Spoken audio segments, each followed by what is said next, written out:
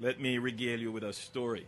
In the 1990s, a well-loved politician was then the Minister of Works, but became more popular as the Minister of Agriculture.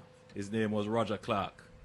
There was some road expansion going on in Ligony.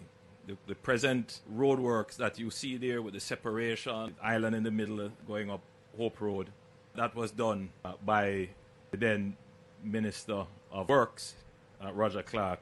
And that included expanding the road in front of where the post office was. And to do that expansion, it came into contention with a guango tree. This might be a little bit dated for some of us, but it is important to recall it. And unfortunately, that tree was cut down. I could have said it had to be cut down, but it's debatable. But it was cut down. And it created quite a stir. More than a stir, it was a real problem. It was a real issue. And many Jamaicans were upset by this, that this guango tree that would have been there for ages had to be cut down to make way for a road and a bus stop. It was a really big issue. I was not in politics at the time. I think I was maybe at university. And it was really a big issue. And it seared in my mind the importance of taking a broader look at this conflict between development and the environment. I consider myself a builder.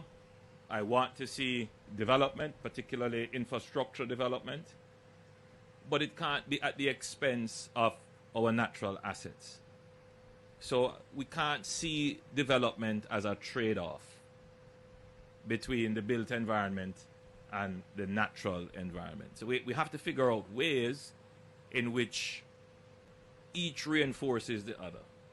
The built environment reinforces the natural environment, and we use the natural environment to reinforce and support the built environment. Of course, 30 years later, when it now falls to me to make the decisions, and we are now on a very robust trajectory of expanding our road network and our road infrastructure, I gave some directions to the NWA and the Forestry Department that the technology has evolved to the point where we can use technology to resolve this conflict that would emerge ever so often as we widen existing roads, that we can move the trees and replant them, and they have a 90% success rate of surviving. So that instruction was given, and what we are here today marking in this ceremony is the acquisition of the capacity,